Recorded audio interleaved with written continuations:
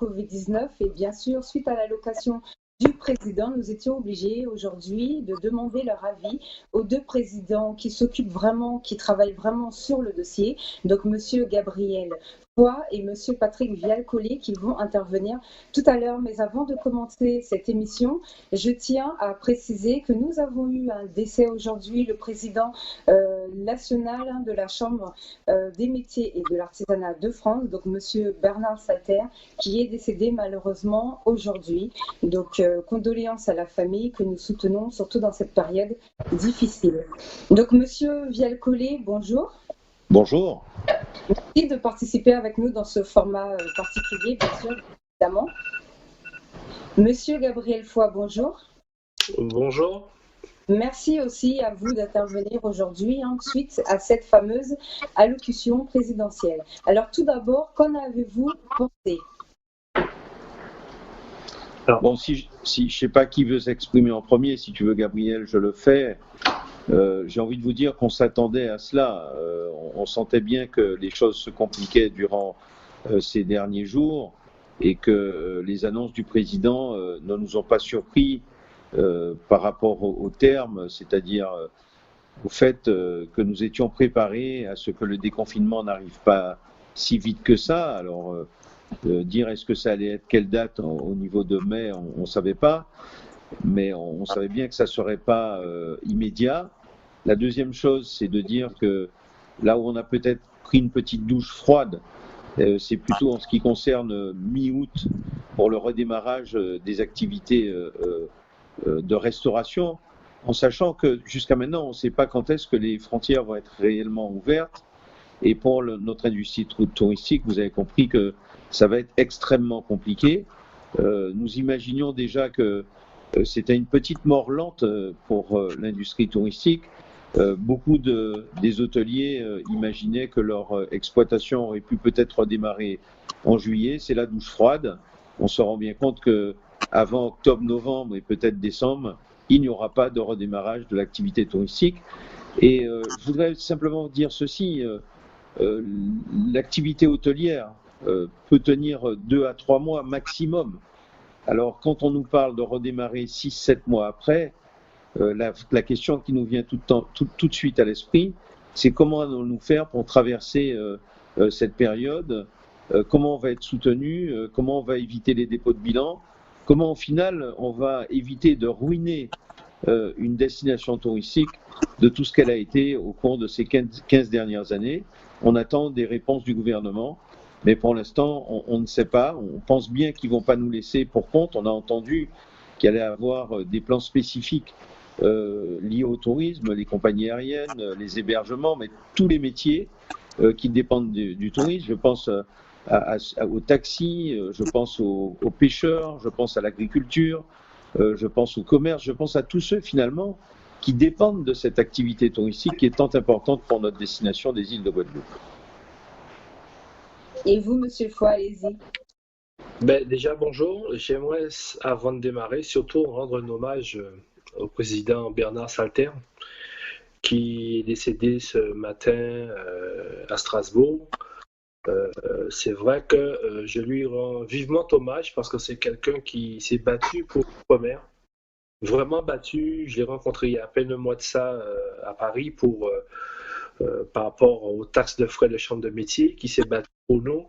Et c'est vrai que c'est avec le cœur gros cet après-midi que je vous parle parce que c'est quelqu'un de charmant, c'est quelqu'un de très professionnel et c'est un vrai artisan, c'est un coiffeur. Et c'est vrai que la maladie l'a emporté. Et c'est vrai que toutes les chambres de métier d'outre-mer pleurent aujourd'hui ce président qui était incontournable. Et mon cher Gabriel, la chambre de commerce s'associe à ta douleur et à la douleur de tous les artisans. Je sais combien il est difficile de perdre un des nôtres, notamment le président de la Chambre nationale, emporté par cette maladie. Je t'avoue que quand tu m'as appris ça cet après-midi, j'étais sous le choc parce que jamais je n'imaginais. Je le revoyais encore avec sa moustache, comme il était si connu, et qui paraissait un homme que je ne connaissais pas, Gabriel, mais fort sympathique lorsqu'il prenait la parole. Et franchement, je voudrais te dire que tout toutes les entreprises et notamment tous les élus de la Chambre de commerce s'associent à la douleur de la Chambre des métiers. Merci Patrick. Et c'est vrai que c'est juste pour dire à tout un chacun, encore une fois, cette maladie ne rigole pas. Donc, les gens qu'on apprécie, qu'on aime, qu'on respecte, qu'on les perd chaque jour, et ça doit nous rendre encore plus forts. C'est vrai que concernant l'allocution du président, et comme l'a dit Patrick, c'est la douche froide parce qu'aujourd'hui, le déconfinement, c'est à partir du 11 mai, donc dans un mois encore. C'est vrai qu'aujourd'hui, on ne sait pas si les entreprises vont tenir surtout tout ce qui est restaurant, pour tout ce qui est artisan aussi, les coiffeurs et j'en passe des autres. Nous sommes inquiets, certes. Comme on l'a dit en préambule, le redémarrage, ça ne sera pas avant la fin d'année. Parce qu'effectivement, tout au nom du tourisme, je dirais même aussi les boulangers, pâtissiers qui produisent et qui livrent aux restaurateurs, qui livrent aussi aux hôteliers. Donc, c'est tout un ensemble d'entreprises qui vont souffrir par rapport à cette maladie. Mais aujourd'hui, raison de plus pour qu'on reste encore plus soudés, plus forts, et nous allons attendre effectivement les mesures qui seront mises en place par l'État, même si nous sachons qu'il y a des mesures qui sont prises en compte, qui ont été mises en compte, et que nous commençons à pouvoir avoir les fruits de ces mesures-là. Mais ça, pour l'instant, c'est pas assez dans la mesure qu'il y a plein d'entreprises qui souffrent aujourd'hui. J'ai bien entendu que le président a pris en compte les restaurateurs, le tourisme, les bars. Mais moi, je dis qu'aujourd'hui, comme je l'ai dit, il faudrait vraiment que l'État mette en place un plan d'aide d'urgence et carrément qu'il prenne en charge les charges fiscales pour tout le semestre 2020 parce que cette année, nous allons souffrir durablement. Alors justement, il a été parlé, bien sûr, d'annulation de charges. Qu'est-ce que vous en pensez, puisque tous les secteurs ne sont pas concernés? Bon, il faudra attendre quand même un certain nombre de précisions. Vous vous rendez bien compte que pour l'instant, on est encore dans l'aspect sanitaire, c'est-à-dire comment sauver le plus grand nombre de vies, éviter que nos hôpitaux soient engorgés. Je rends un hommage appuyé à tous ceux qui, au quotidien, prennent soin de tous ceux qui sont victimes de ce Covid-19. Je sais combien c'est difficile pour eux. Peut-être qu'en Guadeloupe, on a évité le pire parce qu'on s'attendait à un engorgement de tous nos systèmes de soins, notamment en ce qui concerne la réanimation. Pour l'instant, Dieu soit loué, on n'y est pas et j'espère qu'on pourra l'éviter. Mais ce qu'il faut qu'on se dise, et je crois que je voudrais simplement dire à tous les compatriotes guadeloupéens, à tous ceux qui sont aujourd'hui, peut-être ceux qui sont en peine parce qu'ils ont peut-être perdu un proche, mais à tous ceux qui se demandent comment ça va se passer. C'est qu'au final, plus on avance dans cette crise, plus on se rend compte qu'elle est compliquée. Lorsque le président de la République, à travers les préfets, ont décidé le confinement, on s'est dit ça va être difficile. Mais le confinement, c'est la chose la plus facile à faire. Car en réalité, il s'agit d'inviter à chacun d'entre nous de rester chez eux. Le déconfinement va être une autre affaire. Donc mi-mai, aux alentours du 11, puisque c'est la date que le président a voulu donner, et encore cette date, je sais bien qu'elle peut évoluer en fonction de diverses considérations, il va falloir attaquer le déconfinement. C'est quoi le déconfinement? Le déconfinement, c'est tout simplement un programme qui va permettre aux uns et aux autres de pouvoir sortir progressivement, de pouvoir ouvrir un certain nombre de commerces progressivement. Et vous vous rendez bien compte que ça va être très difficile parce que ça va être en fonction des nombres de cas dans certaines régions, de la capacité d'ouvrir un certain nombre de commerces, de la liberté des uns et des autres de respecter des règles de confinement dont on ne sait pas exactement comment elles vont être, c'est-à-dire les gestes barrières, parce qu'il ne s'agit pas de dire que parce qu'on déconfine, on peut tout faire. Non, ça va être extrêmement progressif. Les gestes barrières vont toujours être là, c'est-à-dire garder une distance de 1 mètre, bien sûr se laver les mains autant que possible, les gestes les plus évidents à faire. Et vous avez compris que si on parle des restaurants, c'est-à-dire des lieux de vie conviviaux, c'est-à-dire là où on se retrouve, pas avant mi-juillet, c'est que personne ne sait exactement quand est-ce que vont rouvrir les lieux de vie Oui. où on peut tout simplement se retrouver, discuter ensemble, au-delà du cercle familial qui peut se retrouver à la maison. Donc c'est quelque chose d'extrêmement difficile. Et en fin de compte, l'économie. Parce que je crois qu'il va y avoir peut-être 3 étapes. La première étape, c'est l'étape, bien sûr, de tout ce qui est la sécurité de la vie, c'est-à-dire finalement ce qu'on est en train de vivre maintenant. La deuxième étape va être une étape économique et la troisième étape va être une étape sociale. Alors pour l'instant, imaginons-nous, sans vouloir faire peur à quiconque, que nous sommes dans la première étape. Et la deuxième étape économique va peut-être être une de celles qui va durer le plus longtemps et j'espère qu'elle ne sera pas assortie d'une crise sociale pour ceux qui feront les frais de la deuxième étape. Parce que, disons-nous les choses clairement, bon, je sais qu'il y en a, certains pourront me le reprocher, et je ne leur en voudrais pas, mais il faut que chacun d'entre nous soit conscient que l'étape économique va laisser un certain nombre d'entreprises sur le carreau avec leurs salariés. Et c'est ça qui est dur, parce que pour l'instant, tout le monde tient.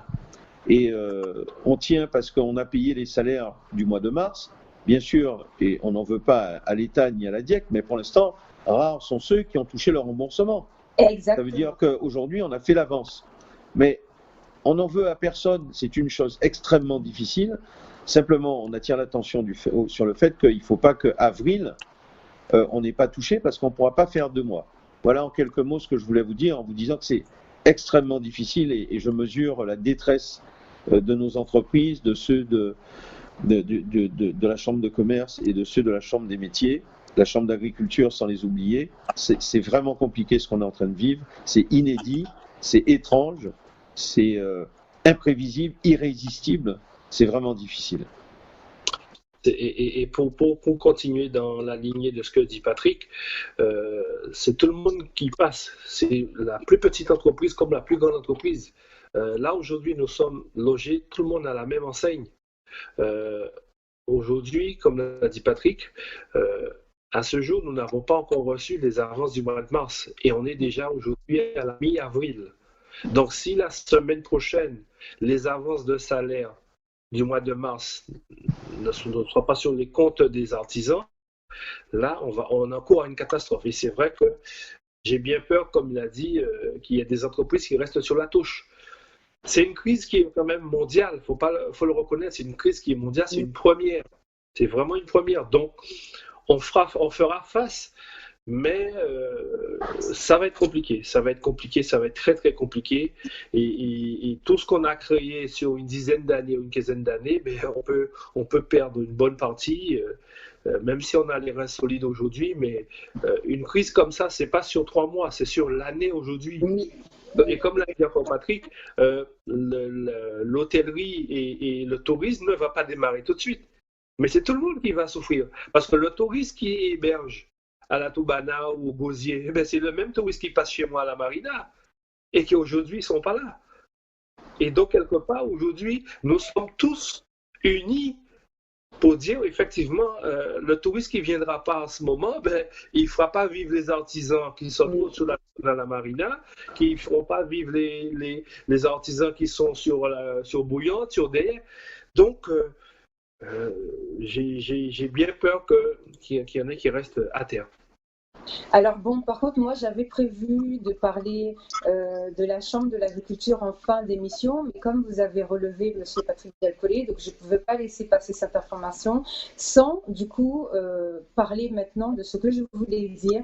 Donc je tenais aussi à présenter nos condoléances par rapport au décès de Monsieur Joël Pédurand, le directeur de la Chambre de l'agriculture, surtout que nous avons travaillé avec lui juste avant son décès, puisque nous avons eu la semaine dernière Monsieur Arnaud Martranchard, qui est délégué interministériel pour la Chambre de l'agriculture. Donc nous avions préparé cette émission avec Monsieur Pédurand et le jour de l'émission, il n'a pas pu venir, puisqu'on avait prévu d'avoir quelqu'un en plateau, mais ça n'a pas pu se faire. Je présente mes condoléances et c'est très dur aussi pour les agriculteurs, donc j'espère qu'ils vont quand même pouvoir s'organiser. C'était un point que je voulais préciser quand même. Ben, nous, de même, c'est pareil, parce que je crois que Patrick, le jour de son décès, on avait rendez-vous aussi avec lui le soir, à Oui. 18h30. Et c'est vrai que malheureusement, que son âme repose en paix et condoléances à sa famille. Et c'est vrai qu'aujourd'hui, nous avons tous les cœurs brisés, mais la vie doit continuer, on doit sauver, etc., ce qui reste à sauver. Mais aujourd'hui, c'est raison de plus pour qu'on reste encore soudés, unis, dans la bataille, dans la guerre, dans cette guerre avec ce virus. Et je pense que les petites entreprises et les entreprises guadeloupéennes feront face après cette crise. Alors, aujourd'hui, on a parlé, comme vous le disiez tout à l'heure, de début de confinement. Le président a dit que le 11 mai, il compte sur cette date pour faire le redémarrage des industries et qu'il y a une protection des salariés qui est mise en place, mais elle pose déjà problème actuellement.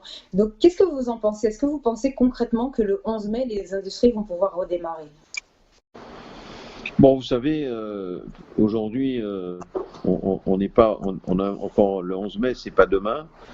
Et bien sûr, oui, mais tout le monde espère redémarrer, que ce soit les entreprises, que ce soit les consommateurs, les clients. On a envie de reprendre le cours de la vie normale, mais il faudra être prudent.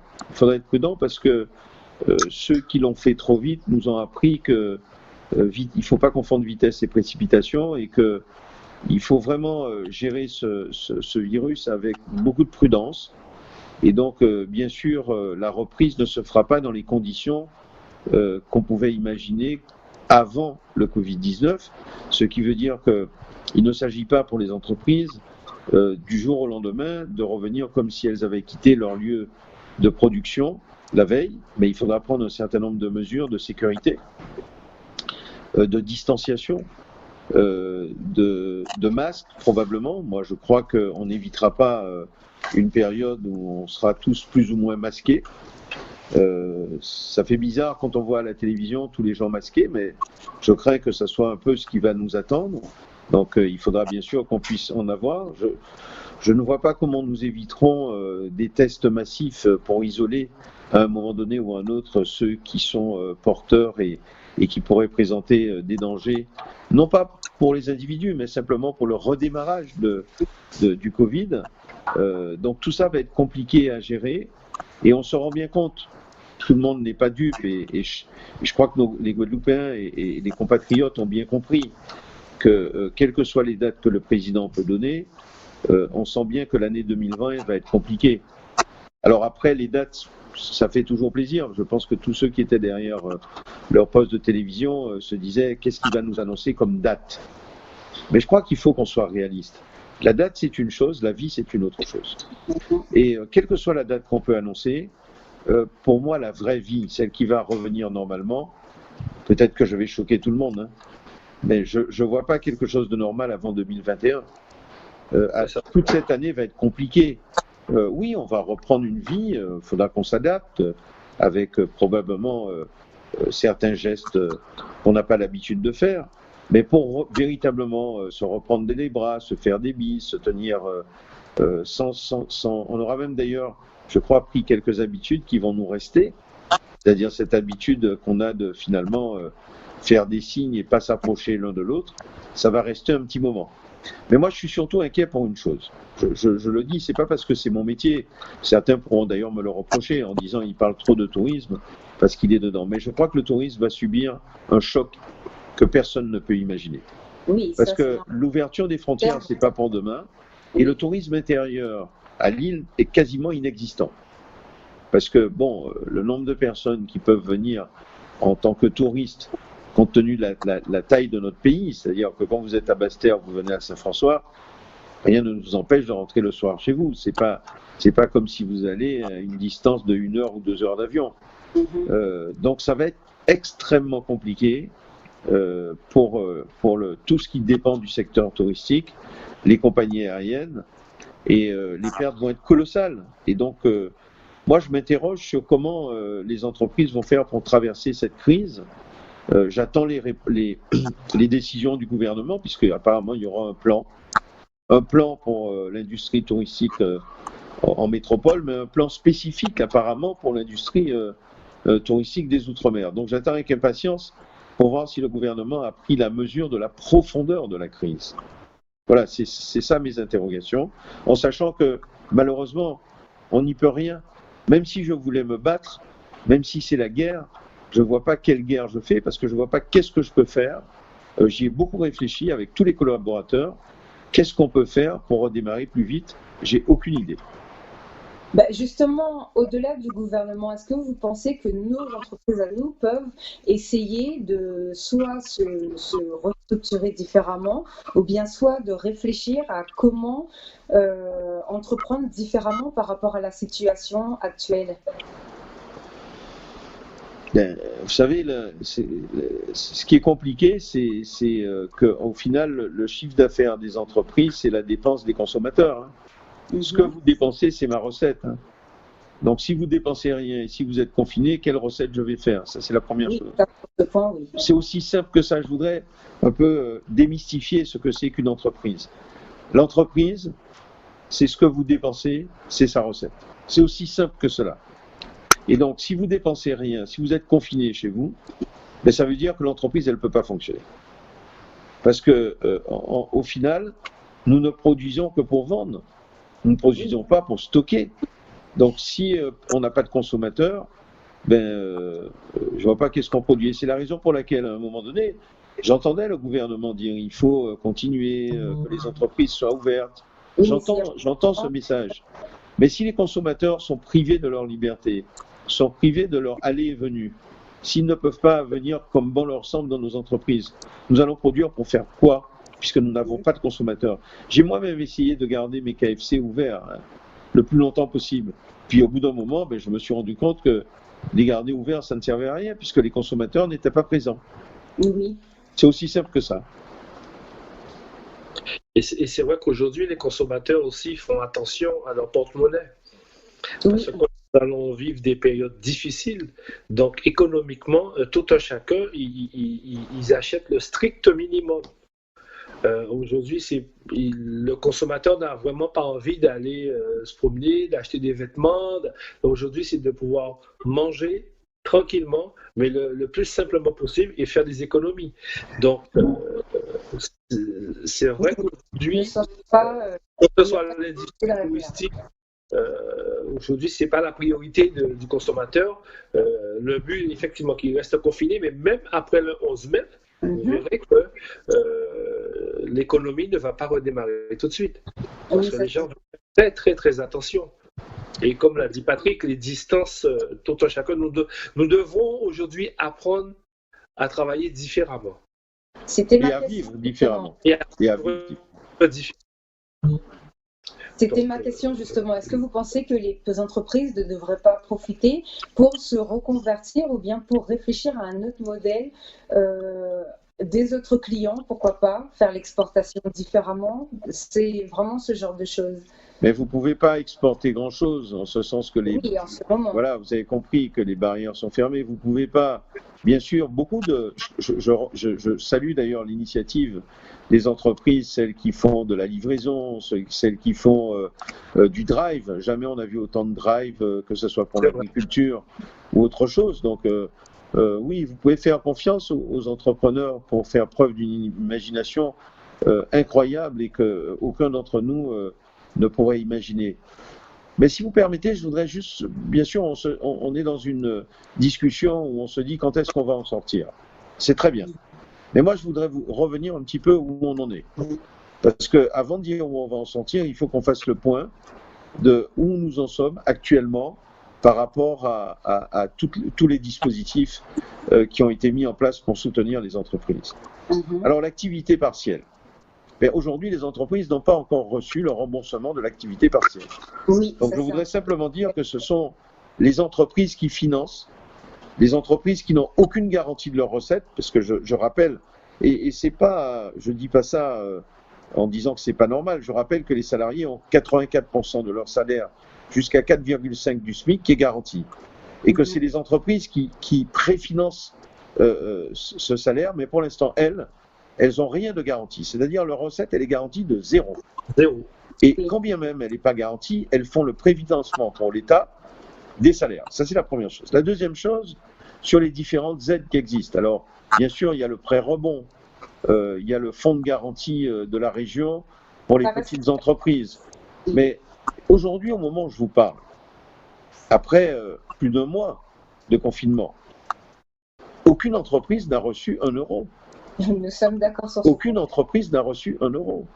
Ce qui veut dire qu'elles ont puisé dans leur trésorerie pour essayer de faire face à des dépenses, pas que celles des salaires. Toutes les dépenses qu'elles ont. Il y a des fournisseurs qu'il faut payer. Parlons maintenant du PGE, le prêt garanti par l'État. S'il y a des demandes, je serais curieux de savoir quel est le montant exact en Guadeloupe des prêts qui ont été versés aux clients qui en ont fait la demande. Moi, ce que je voudrais dire à tout le monde pour qu'on comprenne bien et qu'on ne fasse pas d'erreur sur où on en est. Les entreprises, que ce soit celle de l'agriculture, celle de la Chambre des métiers, celle de la Chambre de commerce et d'industrie, n'ont à ce jour pas reçu un sou. Oui, sur ce point, voilà. Non, mais c'est bon à rappeler parce que vous savez, on croit toujours que les entreprises, c'est celles qui vont avoir tout.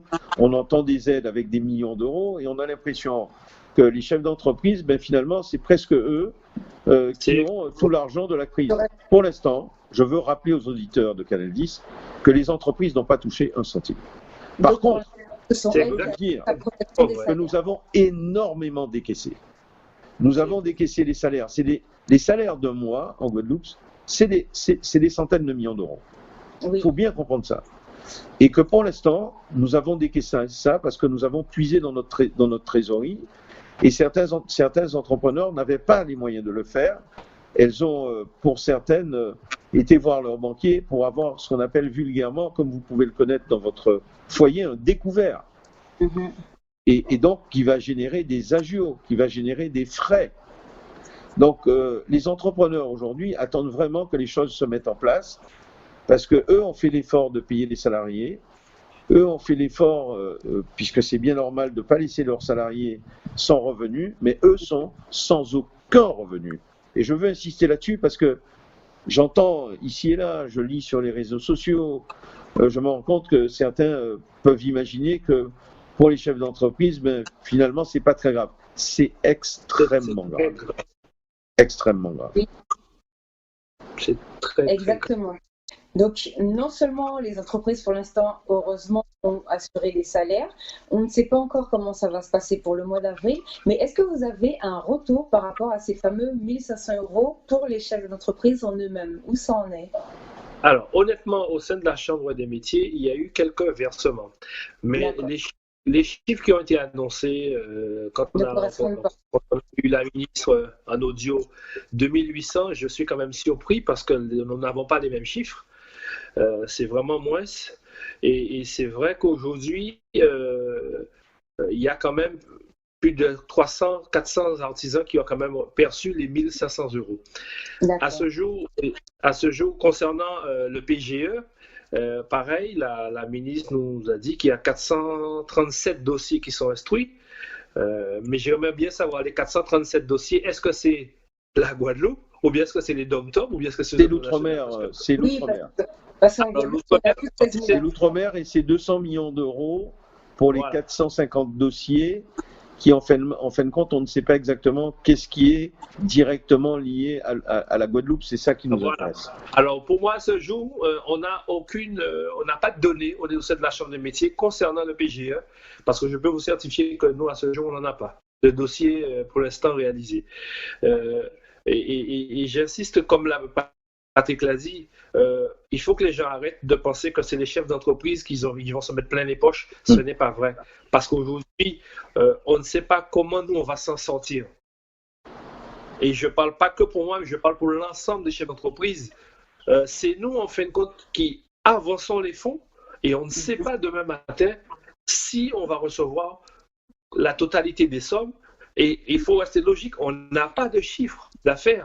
On ne fait pas de chiffre d'affaires. Oui, c'est ça. Et on doit payer les salaires, mais qui paye le loyer? Qui paye l'électricité? Qui paye les frais courants, les frais annexes? Et c'est pour cette raison qu'aujourd'hui, nous allons perdre gros des chefs d'entreprise. Nous allons perdre vraiment, vraiment gros. Donc, En plus, je rassure, pas de Canal 10, tous les millions que vous entendez, rassurez-vous, nous risquons pas de bénéficier à ce jour parce que pour l'instant, c'est nous qui décaissons. En plus, si vous voulez, quand on dit qu'un chef d'entreprise va toucher 1 500 euros, est-ce que chacun se rend compte que 1 500 euros, c'est la couverture d'un salarié? Oui, oui. Bon, alors je vois pas qu'est-ce qu'un entrepreneur qui a un salarié va gagner à toucher simplement la couverture de un salarié. Puisque aussitôt il l'a encaissé, aussitôt il l'a décaissé. Surtout que ça ne couvre pas les productions. Donc ça, c'était justement mon point que j'ai fait remarquer à Monsieur Martin Char, puisqu'on parlait de l'agriculture, pour citer cet exemple. Les agriculteurs, eux, ont produit pour 1 an de marchandises. Et pour l'instant, déjà, les 1 500 euros ne correspondent pas. Et pour écouler leurs marchandises, c'est un vrai problème. Donc là, je crois que c'est au moins 10 millions de chiffre d'affaires de perdus de leur côté. Donc ça, c'est vraiment un point qu'il va peut-être falloir revoir, surtout au niveau des charges, puisque pour l'instant, les charges restent toujours dues, la TVA aussi. Donc c'est vraiment de savoir comment ça va se passer de ce côté. Alors vous savez, j'ai une très très bonne nouvelle pour vous. Oui, allez-y. Excellente. Quand une entreprise fait 0 de chiffre d'affaires, elle n'a pas de TVA à payer, donc vous pouvez toujours lui dire qu'elle n'a rien à payer, ça ne change rien. Non mais ça, il faut le comprendre parce que, vous savez, bientôt, on va nous exonérer de choses qu'on ne doit pas. Alors, ça ne va pas faire avancer les choses. Non, hein. non, Ça, quand nous n'avons pas de salariés, on peut nous exonérer des charges sociales, on n'en a pas à payer. Donc ça fait 0 toujours. Hein.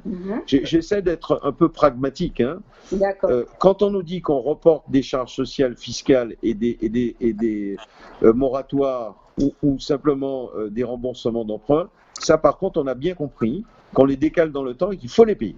Voilà, c'est ça. Vous avez compris ça? Oui. Donc à un moment donné, moi je veux bien, mais finalement, essayons d'être réalistes. Les entrepreneurs, ils sont responsables en rien de la fermeture de leur entreprise.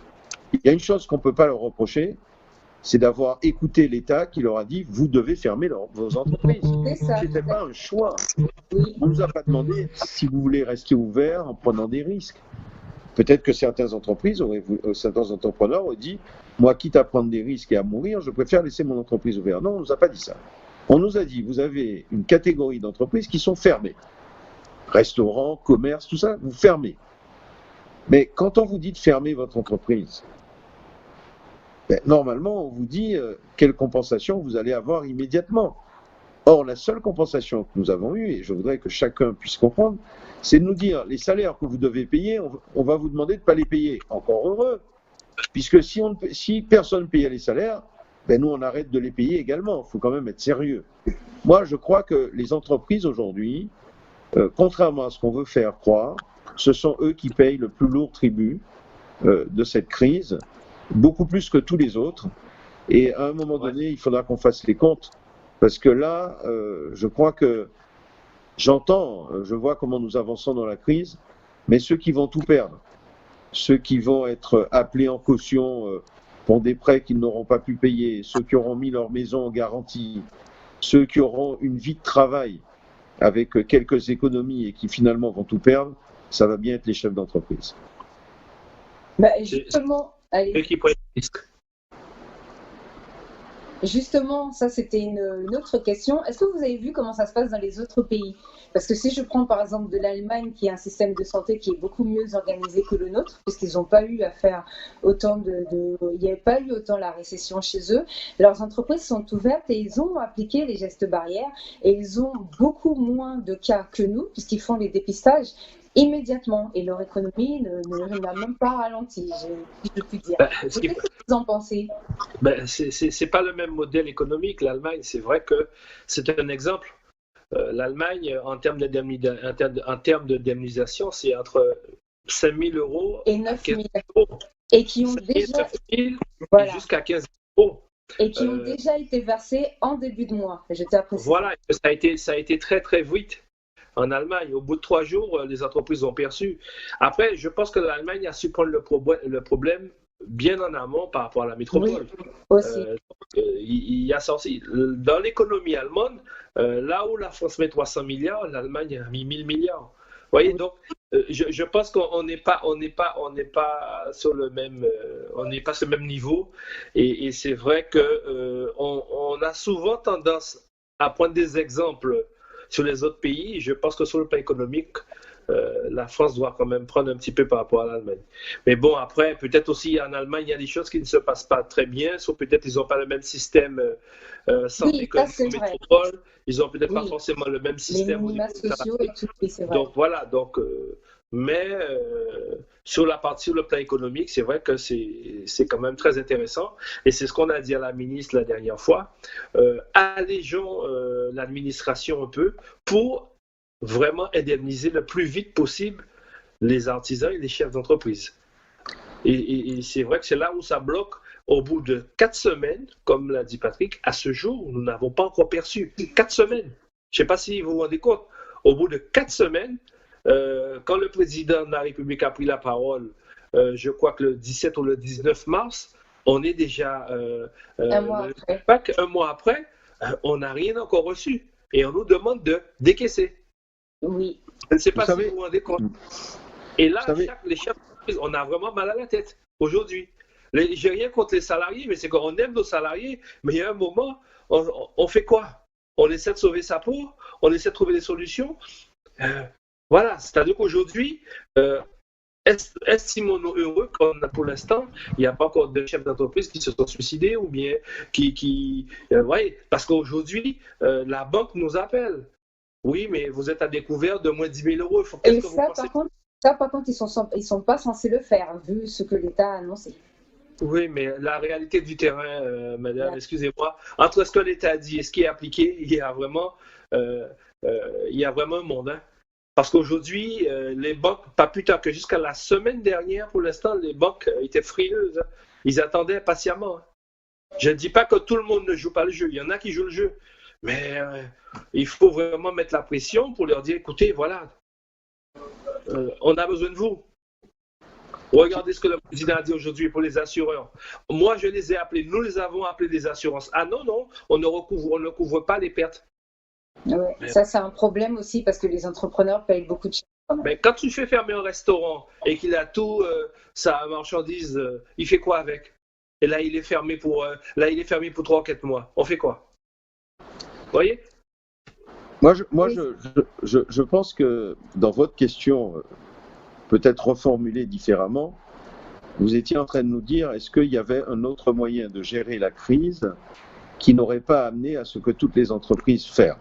Par exemple. C'est un peu ça le sens de votre Oui, question. oui.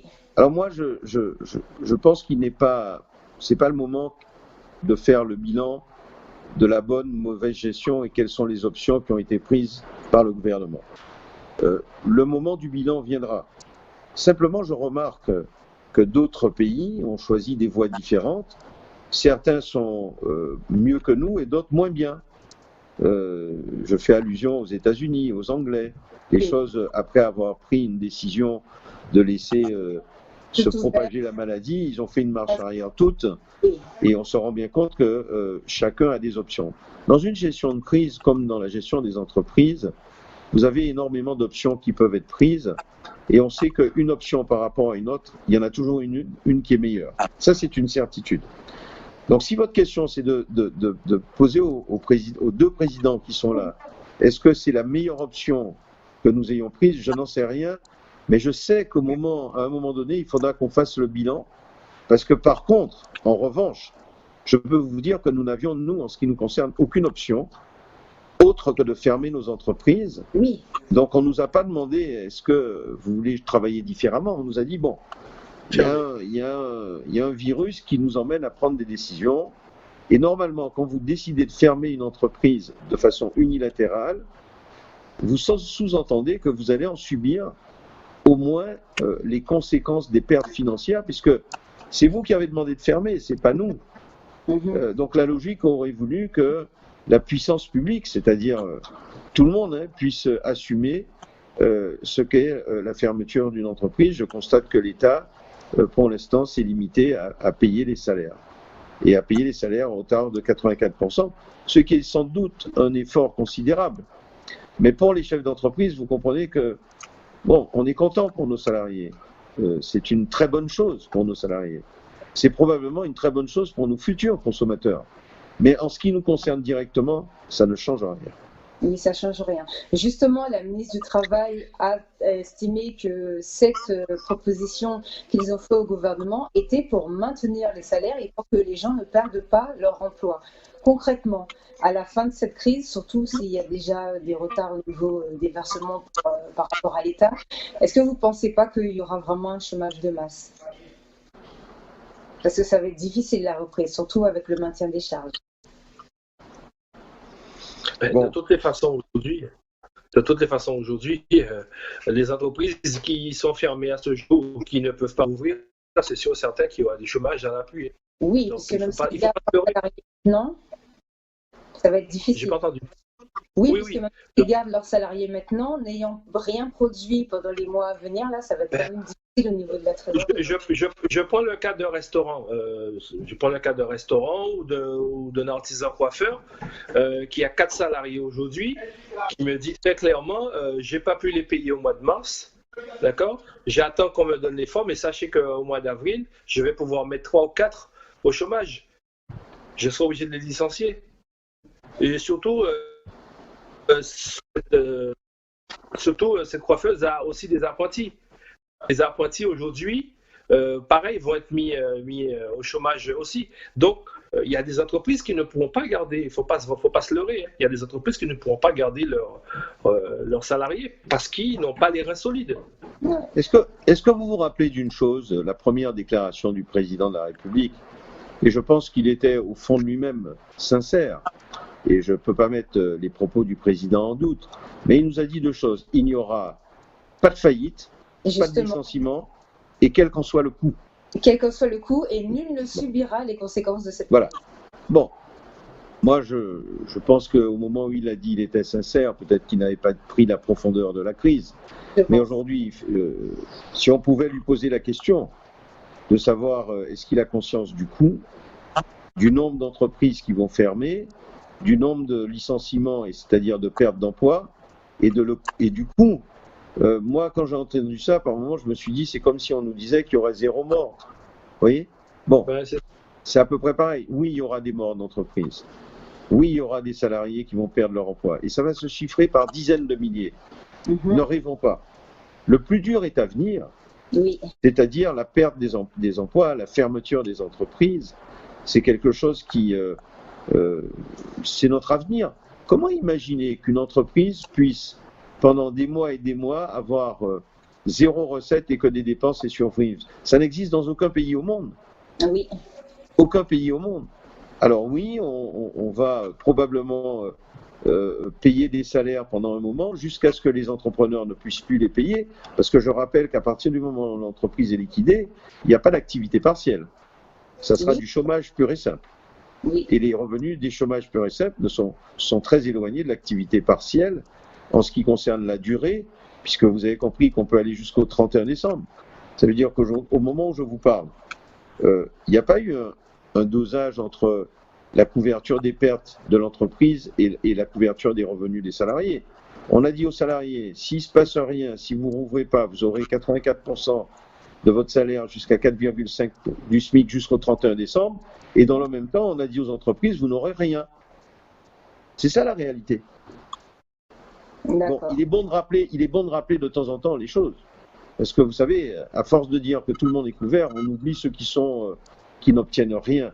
Je ne suis pas en train de pleurer. Hein. Oui. Nous avons l'habitude, les entreprises, de prendre des risques.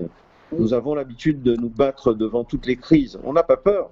Mais simplement, on constate aujourd'hui que malheureusement pour les entreprises, la profondeur de la crise ne nous permet pas de résister. C'est une réalité. On se plaint de rien.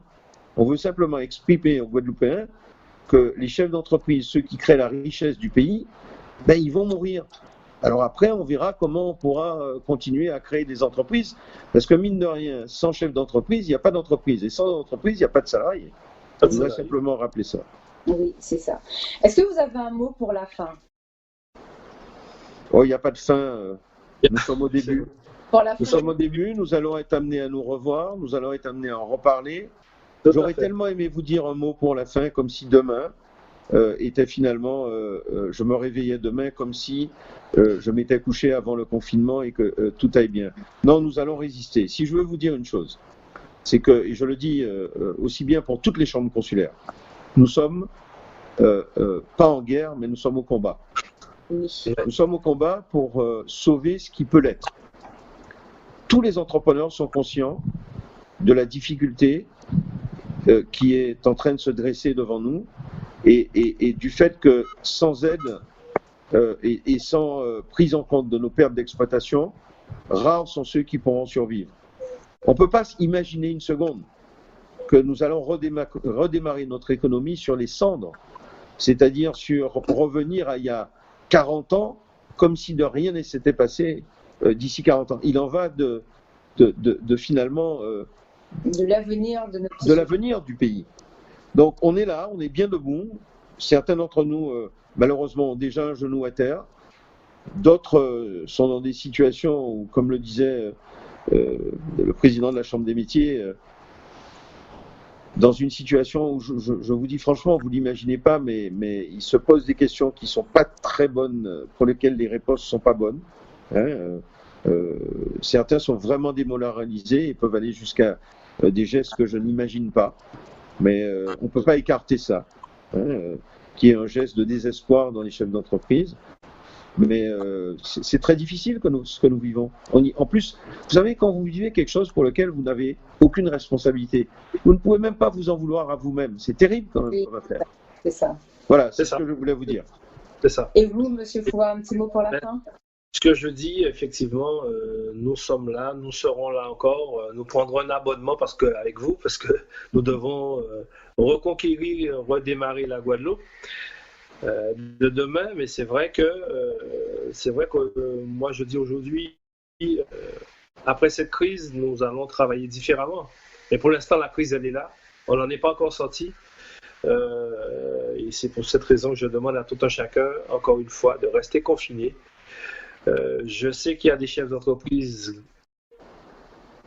comment trouver les mots, qui aujourd'hui sont inquiets, vraiment inquiets. Nous ferons tout pour les aider. Nous ferons tout pour les aider. Et c'est vrai que vivement que ça se termine. Vivement que ça se termine parce qu'on aura des lendemains très très difficiles. Je ne suis pas défaitiste, je suis optimiste, mais on aura des lendemains très très difficiles. Tu es réaliste, mon cher ami, malheureusement. Tu es simplement réaliste, ni défaitiste, ni rien du tout. Ouais. C'est une forme de réalité. Ouais. Et il y a une parole que Patrick vient de dire.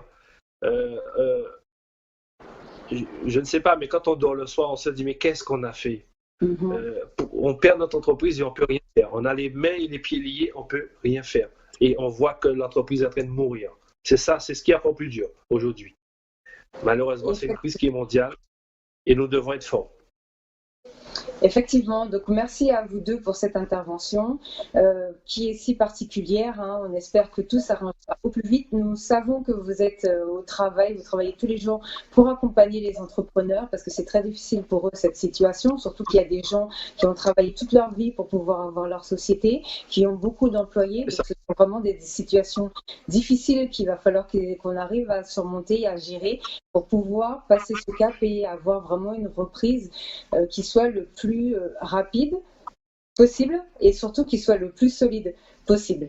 Donc merci de votre intervention en tout cas sur notre chaîne. Merci Canal 10. Merci. Patrick, bonne soirée. Bonne soirée à toi et merci pour l'excellent travail que vous faites. Ouais, Canal 10, vous nous permettez de nous exprimer, de parler aux chefs d'entreprise. J'espère qu'on essaye de leur donner les nouvelles telles qu'elles se présentent. Des fois, avec une certaine forme de réalisme. Nous ne sommes pas là pour faire rêver nos entrepreneurs, mais de temps en temps, je pense que c'est bien qu'ils puissent nous écouter, qu'on puisse leur donner notre sentiment. Alors, merci pour cet excellent travail que vous faites, Canal 10, parce que sans vous, on ne pourrait pas communiquer aussi largement avec tous les entrepreneurs. Merci encore. Merci beaucoup. Moi, je ne parle pas du tout de santé puisque ce n'est pas du tout mon domaine, donc je laisse ça à mes collègues qui le font très très bien d'ailleurs et qui tiennent à informer la population et on essaye de voir ce qu'on peut faire pour le côté des entrepreneurs. Si ça peut les aider, c'est déjà ça de prix. Merci pour le travail que vous faites. Merci. Merci de votre Bonne soirée. intervention. À la semaine prochaine, au revoir. Normalement, on doit se revoir jeudi, comme on a l'habitude de le faire. Donc, soit avec la Chambre des métiers ou soit avec la CCI. Pour l'instant, normalement, on a des petits modules qui sont mis en place pour répondre à vos questions. N'hésitez pas à continuer de nous les renvoyer. Comme ça, on pourra essayer de vous éclairer au maximum. Au revoir. Au revoir. Au revoir et bonne fin de journée. Bonne fin de journée.